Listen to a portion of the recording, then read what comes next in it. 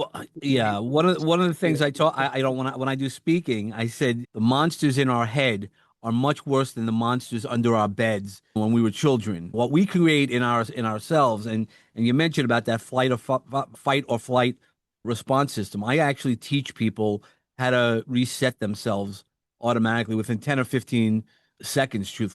And then a month ago, 6 weeks ago, I had a heart problem. I didn't know I had a heart problem until you do it. And so I would tell everybody on the audience who's listening, please go get yourself checked up. When you don't know there's a problem, you might see that you're overweight or things like that. That I knew. I have mirrors in my house, but I didn't know that I had 98% blockages. That a boo could have ended it all differently. And And it's such a thing that, right, yeah we go into life and we just don't value our wellness. yeah. Well, we think it's okay, right? I thought it wasn't going to touch me because wellness is, hey, I know what I'm doing. It's the ICTA disease that I talk about. I know that already. Like I knew I shouldn't be eating McDonald's and fast food, but I was getting home late at work and I was living by myself. So Yeah. what's the quickest thing? Well, now I make sure that if I come home late, I'm still going to have a quick meal, or I now only put things in my pantry, yogurts and things that are going to be healthier for me that I should have done before. Let's be honest. I can't play stupid. I could, but it wouldn't be authentic to me in that I knew that I needed to take better care of myself. And now I've done. I mean, in the 6 weeks, I've already reduced like 12 or 13 pounds. Well, I've had a lot. So one of the first formative experiences was the losing of a girlfriend at age 20. I told her to go to a party, don't worry about it. And she got hit by a drunk driver. She was on the sidewalk Sorry and to hear that. she was killed by a drunk driver. And I didn't know how formative, right? In our 20s and back in the day, so that's about 30 years ago at this point. And but just like don't worry about it, you'll get over it, right? That talking about what we don't, but it really is goes for everybody. The things that you don't try to heal through, those are the things that hold us back. So I didn't know that how it held it back. Obviously, I had got married, but during the pandemic, I was sitting by myself in the house. I was divorced, and I started reading some old poems, and I didn't know that I was holding on to some survivor guilt that I told her. I was the last person to speak to her from the family and things like that. And that's one of the things that I've been formative. It was always changing me. I didn't know how much growing I needed to do. I knew I needed to move on, as everybody suggested, but I didn't know how much forgiveness I needed to be part of that situation. And this grief is one of those things that it really lives within us, and how we handle it. That's one of the things that we don't give it enough time, right? Everybody puts a different timeline on it. I mean, even when my own parents passed away, people told me what to do, or like this, my mom was in Houston and I live in New York, so we weren't close, but I had gone down there in August when we knew what was going on. And they were like, "Are you going to run back down?" I go, "No, this isn't a Hollywood movie." I go, "I've already said my goodbyes." I go, "There's nothing for me to do." And I paid respects to my mom in a lot of different ways, including her having a picture of me holding her hand in my book, the first book that I published. Well, yeah. One of the things I taught, I don't when I do speaking, I said the monsters in our head are much worse than the monsters under our beds when we were children. What we create in ourselves, and you mentioned about that fight or flight response system. I actually teach people how to reset themselves automatically within 10 or 15 seconds. Truthfully, it starts by building, and it's through science. I had learned this when I had gone to therapy throughout my life. It's called the Havening Touch, and I call it your personal reset button. It's just really, I'll show you. If you just rub your hands in a circular motion for about 10, 15 seconds, it'll start generating delta waves in your mind. Okay. And the delta waves are the brain waves we use when we go to sleep. So you'll automatically use, that's the biohacking. You'll be able to relax yourself whenever you get stressed. Now, a lot of people go, "Hey, I already do that." Yeah, you didn't know you were feeling good. That's why you do it. A lot of speakers do that. I do that all the time. When I need to refocus myself, I'll just rub my hands a little bit, get my breath in there. We talked a little bit yesterday about breathing. Breathing's always important. It's one of the hobbies we have that we want to keep doing. But putting that all together, you then can heal yourself. You can figure out your response system. When I train people to think quicker by being a little bit slower. Taking those practice the pause, they call it in a lot of ways. It really is when you remove some of the obstacles that we see in that fight or flight, the amygdala based stuff, you then can make more easier decisions. It's magic. I've seen it with people with high performing people. I've worked with clients who are right under the top levels of business as well as sports. And I'm like, just give me a couple of minutes and I'll get you to refocus. And it's a lot more than just refocusing. Cool, cool. That was the one thing that I learned. Again, another one of my moments is I attempted suicide 6 years ago. And at that time, I thought I knew all the answers. I knew how to do it all. I just didn't use my resources. And that's what I do now is I make sure. So if you come over to me and I'm not feeling good that day, I'll say, "Hey, Roy, today's not a good day." That doesn't mean it's not a good day forever. Right Yeah, now, that's how it feels. But I also will say, I know what I have to do. I mean, that's why there's some of my non-negotiables. When I talk about non-negotiables, part of my health is my non-negotiables. My mental health. That's why when I was in the hospital with my physical health, I thought my physical health was in good shape. But once the doctors started talking to me, I go, I hear you. I go, done. And they thought I was kind of blowing them off. And I go, no, it's already done. I don't need to talk about it anymore.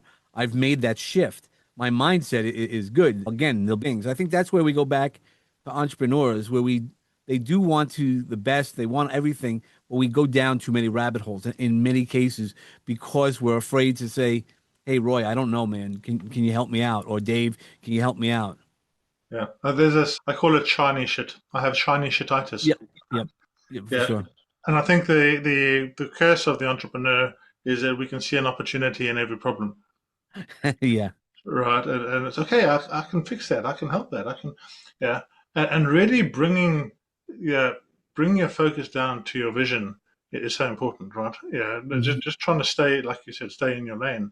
Yeah, but it's so difficult, right? Yeah, I used to have this thing with my family that said, okay, Roy, one in, one out, and because I was starting businesses, sometimes three or four at a time.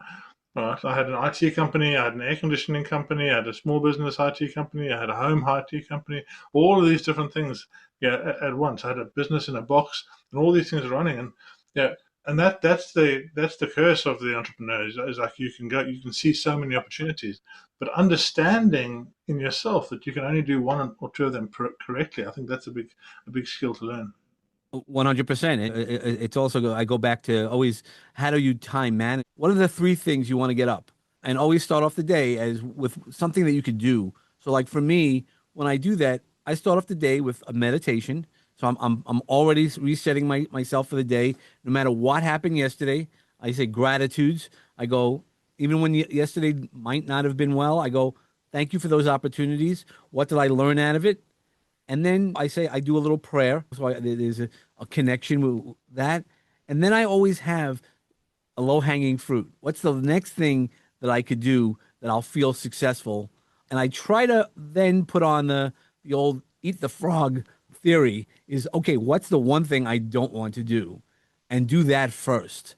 I know Yeah, I know there's a bunch of different things, but I like to eat the frog get it out first. the way, right? Yeah. Yeah, get it out because then it's all downhill, right? Who wants to climb uphill and then when you have the least energy, tackle something that you're not going to be as focused because you don't like to do it. I would rather be like, man, I don't like it. Let me grab my cup of tea in my sense and all right, let's go tackle this beast. That's why It's never as bad as you thought it was once you start, right? It's always 100%. As a speaker, among those eat the frog tasks are applications for speaking. So you don't get accepted a lot. So there's a lot of, oh, woe is me type things. And I'm, yeah, who's your who? And yeah, for me, I read that I don't know only about 6 months ago. Now I've had it on the bookshelf for a while, and I read it 6 months ago, and it really struck me that my who, yeah, in big part, is now my AI. yeah. Yeah, I'm sitting here this morning just before I jumped on this podcast. I have a Codex machine working over there. It's currently busy building me a website. Okay, I have this machine over here is busy building me just cutting up a podcast from yesterday into smaller chunks. Yeah, and making that all right.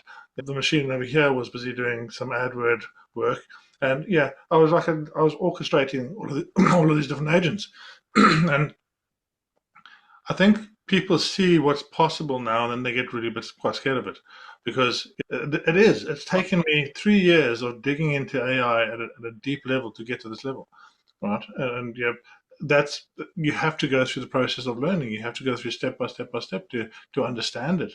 Yeah, and this journey of mastery that I think you said before, people don't want to go and do the work. You have to do the work, right? It's that 10,000 hour rule. And while AI can shorten some of the knowledge, but you are the one who's doing it. That's what I tell people. I go, you can create copy with AI, but what's your copy look like? If your copy and my copy looks alike, So what really kind of gets you excited about the day?